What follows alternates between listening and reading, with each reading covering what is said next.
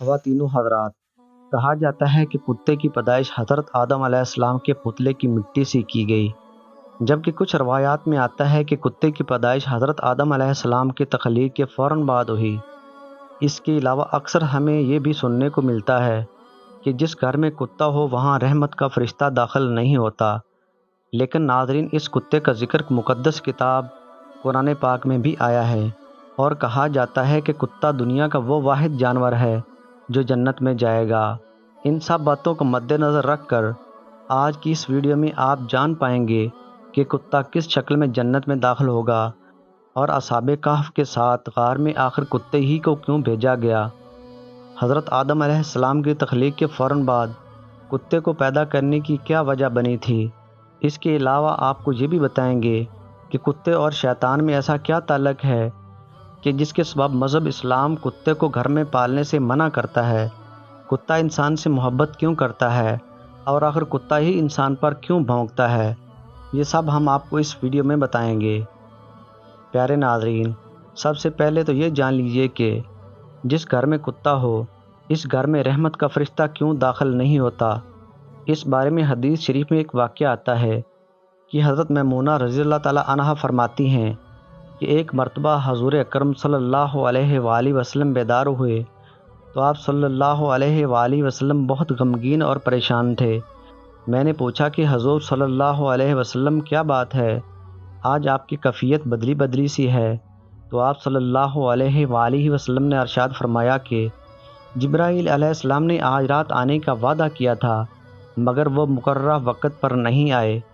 حضور صلی اللہ علیہ وآلہ وسلم کو اس سے پریشانی ہوئی کہ جبرائیل امین تو وعدہ خلافی نہیں کرتے، تو ان کے نہ آنے کی کیا وجہ ہو سکتی ہے۔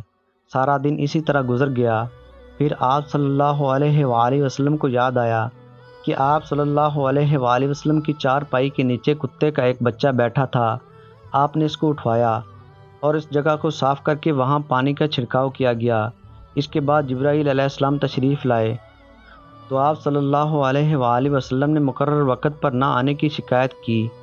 جبرائیل علیہ السلام نے عرض کیا، یا رسول اللہ صلی اللہ علیہ وآلہ وسلم، آپ کی چارپائی کے نیچے کتا بیٹھا تھا اور ہم اس گھر میں داخل نہیں ہوتے جس گھر میں کتا یا تصویر ہو۔ ایک اور حدیث میں یوں ملتا ہے کہ حضور صلی اللہ علیہ وآلہ وسلم نے ارشاد فرمایا، جو شخص شکار یا ریوڑ کی حفاظت یا کھیتی کی حفاظت کے علاوہ کتا پالتا ہے تو اس کے اجر سے ایک قرات کم کیا جاتا ہے۔ ناظرین، ثابت ہوا کہ گھر میں فرشتوں کے داخل نہ ہونے اور برتن ناپاک کرنے اور دوسری بہت سی وجوہات پر کتا گھر میں رکھنے سے منع کیا گیا ہے۔ جب گھر میں کتا ہوتا ہے تو وہ گھر والوں کی بے خبری میں کھانے پینے کے برتن وغیرہ میں منہ ڈالتا رہتا ہے۔ ظاہر ہے گھر والے چونکہ اس سے بے خبر ہوتے ہیں، اس لیے وہ ان برتنوں کو دھوئے مانجے بغیر ان میں کھانا کھاتے پیتے ہیں۔ اسی وجہ سے مذہب اسلام میں صرف 3 صورتوں میں کتا رکھنے کی اجازت دی گئی ہے۔ پیارے ناظرین، کتے کی پیدائش سے متعلق یہ بھی جان لیجئے کہ قدیم کتابوں میں لکھا ہے کہ ابلیس یعنی شیطان جن تھا، تو اللہ تعالیٰ نے اس کی عبادت کے باعث اسے فرشتوں میں شامل کر لیا تھا اور اسے ان کا سردار بنا دیا تھا۔ اس کے بعد اس کی ریاضت کا سلسلہ جاری رہا۔ اس کائنات کا کوئی ایسا چپا یا کوئی ایسا ٹکڑا نہیں تھا جس پر ابلیس نے سجدہ نہ کیا ہو۔ یہ ان سجدوں، ان ریاضتوں اور ان عبادات کا نتیجہ تھا کہ اللہ تعالیٰ نے ابلیس کو فرشتوں کا سردار بنا دیا، لیکن شیطان غرور کا شکار ہو گیا۔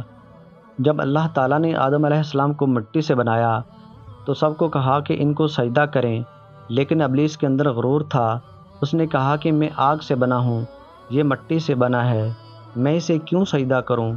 اس نے مٹی کے پتلے یعنی حضرت آدم علیہ السلام کو سجدہ کرنے سے انکار کر دیا۔ پیارے ناظرین، یہاں سے خیر اور شر کی طاقتوں کے درمیان جنگ کا آغاز ہو گیا۔ قدیم صحیفوں میں لکھا ہے کہ جب شیطان کو حضرت آدم علیہ السلام کو سجدہ کرنے کا حکم دیا گیا تو اس نے حضرت آدم علیہ السلام پر حقارت سے تھوک دیا تھا۔ شیطان کا تھوک حضرت آدم علیہ السلام کے پیٹ پر گرا تھا۔ اس کے بعد اللہ تعالیٰ نے جبرائیل علیہ السلام کو تھوک والی جگہ سے مٹی نکالنے کا حکم دیا تھا۔ جبرائیل علیہ السلام نے یہ مٹی نکال لی تو حضرت آدم علیہ السلام کے پیٹ پر ایک چھوٹا سا سوراخ بن گیا۔ یہ سوراخ ناف کی شکل میں آج بھی ہمارے پیٹ پر موجود ہے۔ اللہ تعالیٰ نے اس مٹی سے جس پر شیطان نے تھوکا تھا، اس سے کتے کو بنایا تھا۔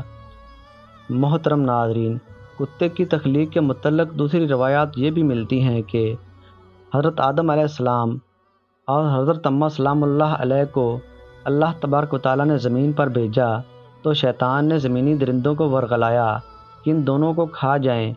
تب اللہ تبارک و تعالیٰ نے کتے کو پیدا کیا، جس نے آدم علیہ السلام اور حضرت حوا سلام اللہ علیہ کی ان درندوں سے حفاظت فرمائی، یعنی کہ کتے کی پیدائش حضرت آدم علیہ السلام کو زمین پر بھیجنے کے فوراً بعد اللہ تبارک و تعالیٰ نے فرمائی۔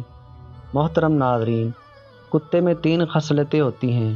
کتا انسان سے محبت کرتا ہے، کیونکہ انسان بھی مٹی سے بنا ہوا ایک پتلا ہے اور کتا بھی مٹی سے بنا ہوا ہے، اس لیے کتا انسان سے محبت کرتا ہے۔ کتے کے بارے میں اگر آپ جاننا چاہتے ہیں کہ یہ رات کو کیوں بھونکتا ہے، اس کی وجہ یہ ہے کہ اس کی مٹی میں شیطان کا تھوک شامل ہے، اور کتا دنیا کی وہ واحد مخلوق ہے جو شیطان کو دیکھ سکتی ہے۔ شاید یہی وجہ ہے کہ رات کے اندھیرے میں جب شیطانوں کے قافلے آسمانوں سے اترتے ہیں تو کتے اوپر دیکھ کر ایک خوفناک آواز نکالتے ہیں۔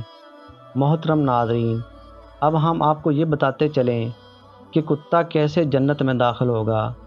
اللہ تبارک و تعالیٰ نے سورۃ الاعراف میں بلعم بن بورا، جو کہ ایک نیک شخص تھا، پھر اس نے نفس کی لذت اور دنیا پرستی کے کام شروع کیے تو اللہ تعالیٰ نے اس کو کتے سے تشبیہ دی ہے، اور روز قیامت کتے کی شکل میں دوزخ میں داخل ہوگا، اور اصحاب کہف کا کتا بلعم بن بورا کی شکل میں جنت میں جائے گا۔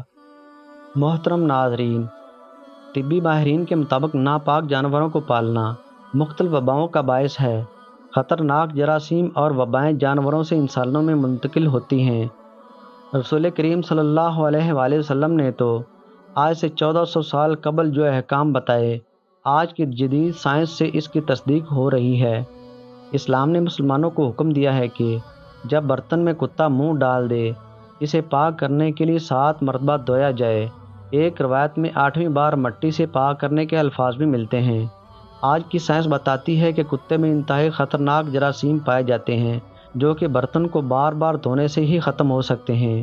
ایک انگریز ڈاکٹر نے اس پانی کو جس میں کتے نے منہ ڈالا تھا خوردبین کے ذریعے تحقیق کی تو اسے پتہ چلا کہ پانی میں کتے کے لعاب سے جو جراثیم آ جاتے ہیں وہ مٹی کے سوا کسی اور چیز سے نہیں مرتے، کیونکہ مٹی میں نوشادر وافر مقدار میں ہوتا ہے جو اور کسی چیز میں نہیں ہوتا، اور یہ کتے کے لعاب میں پائے جانے والے تمام جراثیموں کو ختم کرنے کے لیے کافی ہوتا ہے۔ اسی لیے نبی اکرم صلی اللہ علیہ وآلہ وسلم نے مٹی کا نام لیا تاکہ بازاروں میں نوشادر تلاش کرنا نہ پڑے۔ اسی طرح ایک فرانسیسی ڈاکٹر اور اس کی بیٹی نے جب یہ حدیث پڑھی تو انہوں نے فوری طور پر کتے کے سامنے ایک برتن میں پانی رکھ دیا۔ جب کتے نے پانی پی لیا تو اس کے بعد جب اس ڈاکٹر نے اس پانی کو خوردبین سے دیکھا تو اس میں جراثیم موجود تھے۔ پانی سے کئی بار اس برتن کو دھویا گیا مگر ہر بار جراثیم برتن میں موجود تھے۔ جب مٹی سے مانجا گیا اور پھر دوبارہ خوردبین سے چیک کیا گیا تو جراثیم بالکل ختم ہو گئے تھے، جس پہ یہ دونوں باپ بیٹی مسلمان ہو گئے۔ مفسرین اکرام نے جہاں اصحاب کہف کا ذکر کیا ہے تو وہاں اس بات کی بھی وضاحت فرمائی ہے کہ اصحاب کہف کا کتے صالح کے ساتھ رہا۔ اس کے برکت سے اللہ پاک نے قرآن مجید میں اس کا ذکر فرمایا ہے۔ یہ اس کتے کی جزوی فضیلت تھی۔ محترم ناظرین، یہاں قابل غور بات یہ ہے کہ اللہ تعالیٰ اور اس کے رسول حضرت محمد صلی اللہ علیہ وآلہ وسلم نے انسانوں کے لیے جو احکام بنائے ہیں وہ ہر لحاظ سے انسانوں کے لیے مفید ہیں۔ ایک مسلمان کے لیے یہ بات کافی ہونی چاہیے کہ اللہ تعالیٰ نے جس کام سے رکنے کو حکم دیا ہے اس سے رک جائے، کیونکہ ایک مومن کی شان یہ ہے کہ اللہ کے نبی حضرت محمد صلی اللہ علیہ وآلہ وسلم نے جس کام کے کرنے کا حکم دیا ہے وہ کرے، اور جس کام سے منع کیا اس سے رک جائے۔ اس کا نام اطاعت ہے، اور اس سے انحراف نافرمانی کہلاتا ہے۔ اگر ہم محض شوق کی بنیاد پر وہ کام کرنا شروع کر دیں گے جس سے منع کیا گیا ہے تو اس کا نتیجہ سوائے نقصان کے کچھ نہیں ہوگا۔ پیارے دوستو، اللہ تبارک و تعالیٰ سے دعا ہے کہ اللہ تعالیٰ ہمیں حضور نبی کریم صلی اللہ علیہ وآلہ وسلم کے بتائے ہوئے طریقے کے مطابق زندگی گزارنے کی توفیق عطا فرمائے، اور اللہ تعالیٰ ہمیں پاک صاف رہنے والا بنائے، اور اللہ تعالیٰ ہمیں ناپاکی اور گندگی سے محفوظ رکھے۔ آمین۔ یا رب العالمین۔